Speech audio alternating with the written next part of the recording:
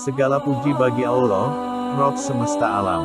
Solawat dan salam kepada Nabi kita Muhammad Sallallahu Alaihi Wasallam, keluarga, para sahabat dan orang-orang yang meniti jalan mereka hingga akhir zaman.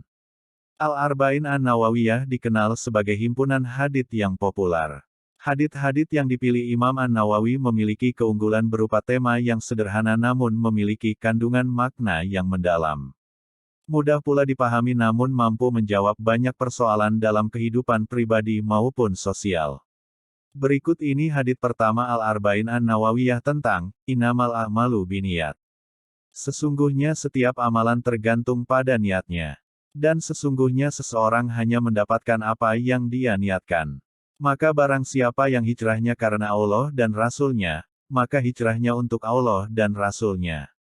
Siapa yang hijrahnya karena mencari dunia atau karena wanita yang dinikahinya, maka hijrahnya kepada yang ia tuju. Hadis riwayat Bukhari dan Muslim. Hadits ini termasuk dalam jajaran hadits paling sahih yang diriwayatkan dari Rasulullah Shallallahu Alaihi Wasallam. Hadits ini diriwayatkan dari Amirul Mukminin, Abu Hafs, Umar bin Al-Khattab radhiyallahu anhu.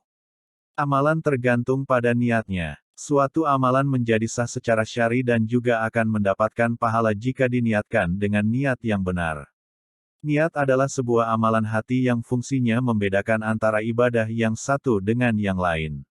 Juga membedakan antara ibadah dengan adat kebiasaan biasa. Kita mengetahui ada mandi yang terkadang dilakukan hanya sekedar untuk membersihkan diri atau mendinginkan badan. Tapi ada juga mandi yang fungsinya sebagai ibadah. Yaitu untuk mengangkat hadas besar atau juga untuk mengagungkan syiar Allah Subhanahu wa Ta'ala seperti mandi untuk salat Jumat. Kita mengetahui juga bahwa terkadang satu ibadah dengan ibadah yang lain memiliki bentuk yang sama. Misalnya sama-sama salat 4 rakaat. Tentu ini perlu dibedakan apakah kita ingin melakukan salat zuhur atau salat asyar. Contoh yang lain ketika kita ingin melaksanakan salat 2 rakaat di pagi hari.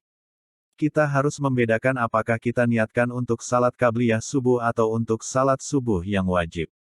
Inilah fungsi niat, yaitu yang pertama untuk membedakan, sedangkan fungsi yang kedua adalah menentukan untuk siapa ibadah yang kita lakukan. Apakah kita menjalankan salat karena Allah atau untuk selain Allah?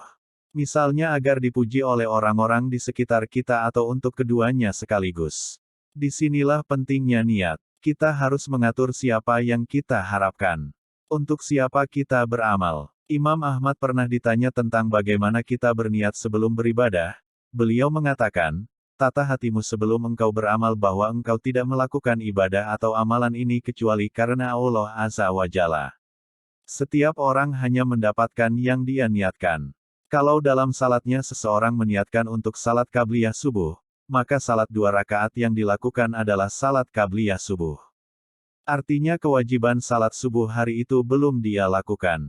Berarti dia wajib untuk bangun dan salat 2 rakaat lagi dengan niat salat subuh. Begitu juga kalau seseorang salat 4 rakaat dengan niat salat asyar, maka yang dia dapatkan adalah pahala salat asyar.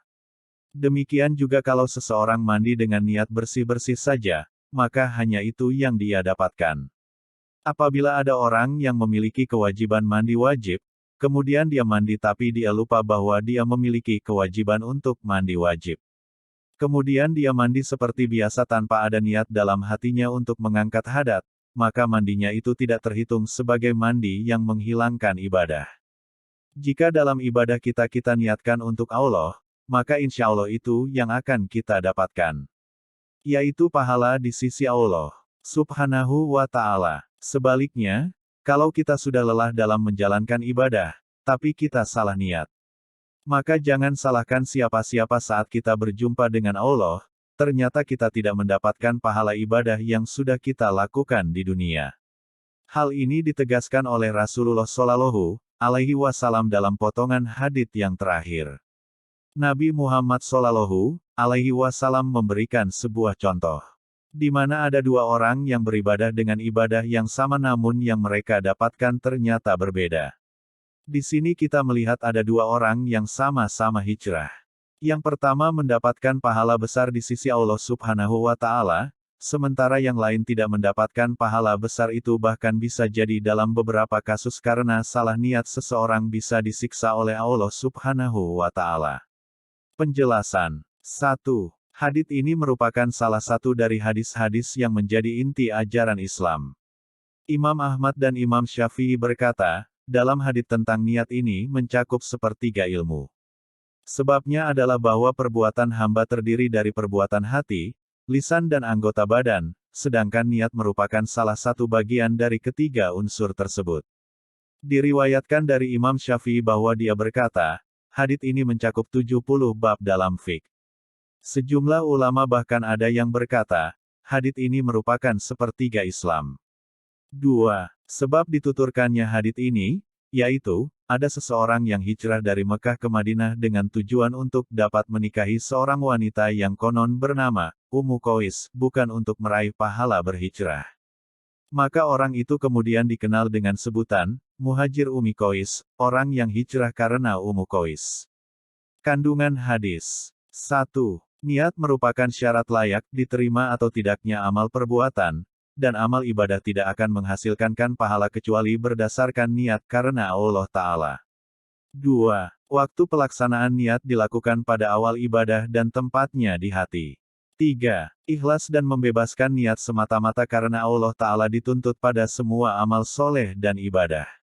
4. Seorang mukmin akan diberi ganjaran pahala berdasarkan kadar niatnya.